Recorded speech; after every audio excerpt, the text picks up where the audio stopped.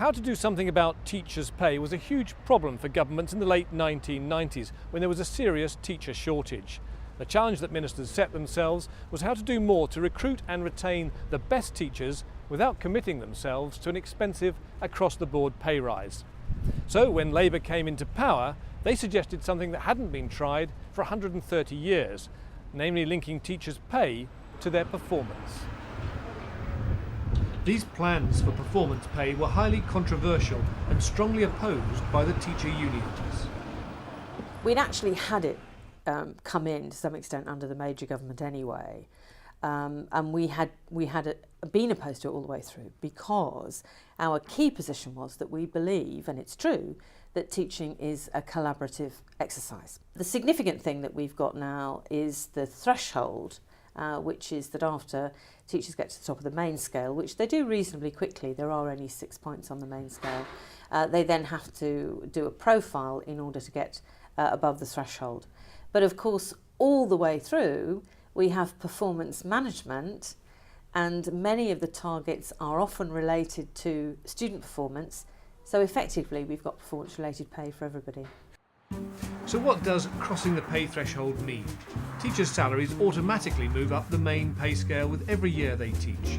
The top level is M6, where they'll stay unless they indicate a wish to move on to the upper pay scale. To do that, they must be assessed against the threshold standards. They have to elect, this is a careful legal word, they have to elect to be assessed against the threshold standards. If they have met those standards for a period of a couple of years, so the year before they get to the top of the spine and the year they spend on the top of the pay scale, then they are eligible to go to the upper pay spine. But teachers have been surprisingly reluctant to take up the challenge of threshold. In a survey of teachers' pay in 2008, just 47% of primary school teachers eligible to apply for the upper pay scale did so. In secondary schools, 60% made the application. For those who did, the success rate was high, 92% in primary, 96% in secondary schools. Just how teachers cross the threshold has been through several refinements. From September 2009, it's changed again. I've come to see Sarah Bubb, an expert on teachers' professional development, to find out more about the new process. When Threshold first started, it was assessed externally, so an external assessor like me would come to the school and make the judgment. Then it was passed over just to the head teacher with a lengthy application form and some evidence. And now it's been made much easier, so it's just judged through the last couple of years' performance management. So it shouldn't require anything special. There's no forms to be filled in, just through performance management. So if performance management works well, all should be sweet. Is it still linked to performance, or is it now almost become a sort of semi-automatic extension of the teacher's pay scale? No, because you still have to provide evidence that you're meeting those standards. There are 10 post-threshold standards that you have to demonstrate, as well as the 41 core standards. These standards came in September 2007, so people are getting more used to them. But of course, all this depends on performance management being done well and the standards being used and understood. Now, from what you say, it sounds sort of reasonably straightforward, nothing to be afraid of, and yet we know that a very high percentage of those teachers who are eligible to cross the threshold don't even apply to do so. Why do you think that is? Well, I think it is that fear of failure. And the application form and the evidence and the mythology that has grown up around that, I think, has put people off. So I think people think, oh no, I'll stay where I am. But there's absolutely no need to stay where you are, because then you'll only get kind of in line with inflation pay increases. So the leap up when you cross the threshold to the upper pay scale is really worth going for. And it should be something that everyone does. As a matter of course, I would have thought. So what does crossing the threshold mean to a teacher's pay, their daily bread, if you like? Well, at 2009 levels, for a teacher outside London, the current top of the main pay scale is worth just over £30,000 a year. If they cross the threshold and move on to the first point of the upper pay scale, that goes up to £33,500, an increase of just over £2,500. I asked Sarah to talk through the issues raised by teachers at Prenton High School for Girls, whom we'd recorded discussing their colleagues' experience of crossing the threshold. Hi, I'm Rachel Fraser. I've been teaching here at Prenton High School for 6 years and I teach English and drama.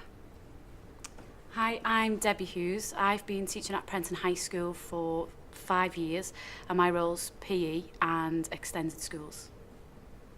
Hi, I'm John O'Neill. I've been teaching at Prenton High School for 8 years and I teach physics. I know you didn't apply for Threshold immediately. How come you waited to go through the whole application? The main reason I probably waited is that I'm just one of the people who doesn't fill in forms well, and I just kept putting it off. If you're doing that many things during school time, you're doing things after school, when you should be filling your threshold form in, I'd be organising stuff and doing stuff for other people, and you'd end up just not having enough time to do it. It was also on the back burner, and it's the last thing I'd think about. I'm worried about having to fill loads and loads of paperwork in, and some of it might be unnecessary. What kind of things did you put down for your evidence?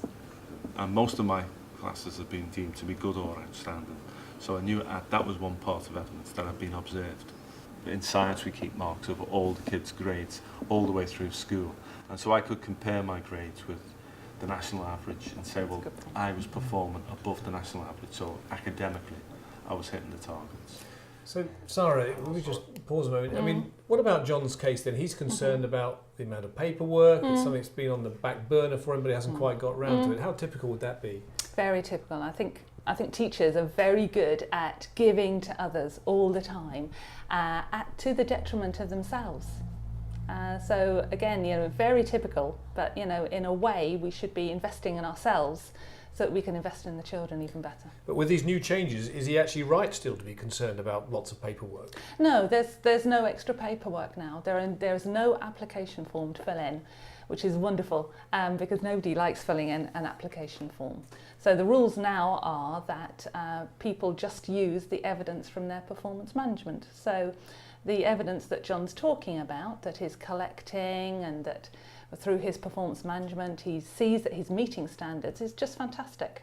So if your pupils are not improving, or at least not improving by as much as national average, then you wouldn't cross the pay threshold? No. Standard P8 says that you have to have teaching skills which lead to learners achieving well relative to their prior attainment, making progress as good as or better than similar learners nationally.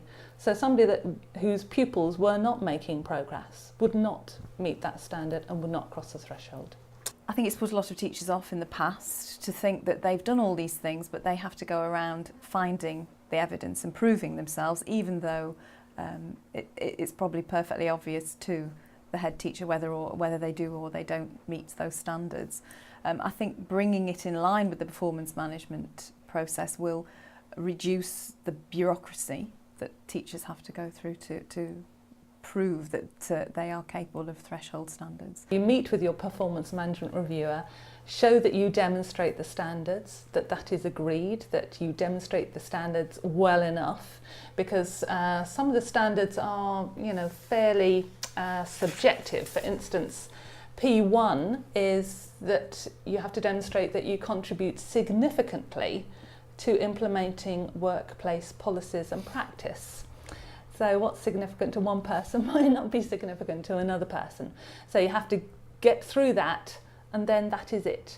The head teacher makes the final decision, and the head teacher may not be the performance management reviewer. There are more and more and more expectations on head teachers, or indeed members of the senior leadership, senior management team.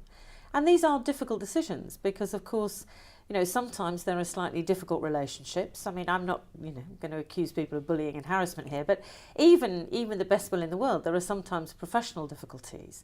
And what that means is that it's very difficult for people to set that completely aside and come to just making the pay assessment without having all those things in their mind. So we think it's the wrong place to be talking about pay. There are all sorts of safeguards, including appeal mechanisms, including the head teacher having to supply justified reasons, and including the reviewer who has an opinion as to whether the standards have been met. So there are safeguards built into the system that should prevent a head teacher who takes a dislike to a particular individual teacher in the school from being able to vent that dislike by refusing them threshold payment. Are there any negative aspects to the application process? No, I wouldn't say so. I'd say really, if anything, it's a very positive process. It's an affirmation of the things you do as a teacher and the things you do as a professional. And really, if you look on it, it's your chance to show people just how much you are a good teacher. I think that's a really good point, that it is any of these steps forward, though they might seem like a hurdle and a barrier and another thing to do on top of the day job, but they are very affirming, and you know, it's nice to feel good about your teaching. So, as you say, it can be very motivating if you're successful, but what if you're not? That could be very demotivating, couldn't it? Well, nobody should go to cross the threshold unless they're ready, because under performance management, you should have addressed those issues already. So under performance management, people would have said, you are not meeting this standard and this standard, and you should be therefore doing something to address it. So it shouldn't be something you should ever fail at. You have detailed ways of assessing teachers, and we do a lot of observation and a lot of self-evaluation throughout the year. That's part of our self-evaluation cycle. But you do get to know teachers very quickly who are very willing to do extra, to do more, to show that they are in it for the love of being with the children and they're on the side of the children. You get a feeling for them and for their dedication as well, and their commitment and their resilience. I think that those are words that I would always try to qualify in any staff I employ. Was it worth going through the whole threshold application? Is your motivation to eventually move on to management? Well, I would hope that I would still be in the classroom, because that's really what drives me. But I would naturally expect to take more responsibility on. So yes, I suppose it is to take more responsibility. Now that's an interesting point. Would you only go for crossing the pay threshold if actually you really wanted to go into management role, or can you do it if you actually are determined you want to stay in the classroom but you just want that sort of proof and evidence and reward that you are good at what you do? The two things are not actually related. People have become head teachers while still on the main pay scale. So you don't have to cross the threshold to get a management or leadership role. They're not necessarily related, and certainly you can become an advanced skills teacher at any point, so long as you've completed induction. So John's not completely right about that. So you can have a teaching and learning responsibility at any point. It hasn't got anything necessarily to do with threshold.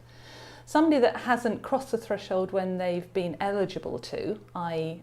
paid on main scale 0.6, you might be asking questions about why they haven't. So I think if you are eligible, you should go for it, to stop people thinking, what's wrong with you? I would hate to think that anybody came into the job wanting to remain as they were from day one. And I suppose by making it voluntary, you're asking teachers to say, look, I know I'm improved, I know I'm getting better, I know that I deserve, that I'm entitled to this, and I am good enough to come up to the threshold standards. And if they weren't willing to volunteer for that, when it's being made substantially easier, I think, to apply for it, then I know modesty can come into it, but I think I'd want them to be more committed to saying, yes, I've got some ambition here and I really want to move forward. Well, Rachel, you're going to apply for threshold in 2009. What's your motivation? I think that from very early on in teaching, I really thought of myself as joining the leadership team, and that I think is my ultimate goal. Since I've been in Prenton, I've had lots of dealings with the community, with my role with extended schools, and now once I had that little bit of a taste of management and being involved with people, I just want more responsibility, because my ultimate goal is to be on a leadership group, and maybe one day a head teacher, who knows. That's an interesting one. I mean, once somebody has applied and successfully crossed the pay threshold, what happens then? Because there's no automatic progression, is there, on the upper pay scale? No. You can move up. There are 3 points on the upper pay scale. and you can move between them after 2 years, but you have to demonstrate that you deserve to do so. So you would have to have evidence that you had met your performance management targets. There is one more change on timing. The deadline to indicate your wish to be assessed for pay threshold will move forward by 2 months. From 2010, it changes to the 31st of October, aligning it with performance management reviews. If you meet the threshold standards, you get the pay. That is supposed to be the position. But we all know the reality is that actually there will be schools where the budget position plays in this. And that's not right. I mean, that's one of the other problems about any system of performance-related pay, that actually if you meet the standards, you have to get the money. And the government hasn't actually willed the means for everybody who meets the criteria to get the money. It's a constant issue, budgeting, value for money, best value. You're always looking for ways of getting more for less if you can. And yes, the budget is an issue, but you've got to have a firm commitment to your staff. If you want to be an outstanding school and remain an outstanding school, you have to commit to your staff professional development, you have to look after your staff, and you have to show them that they're worth it. The value of threshold payments is not huge. It's tokenism, really. If you could give them more money, you would, but at least by giving them the token gesture, you're making them feel more valued in a different way to the other ways you try and make them feel more valued every day. The changes to the pay threshold arrangements should reduce some of the barriers to the process and encourage more eligible teachers to apply for it. And although there's nothing automatic about progress onto the upper pay scale, it's likely to lead to more teachers getting there.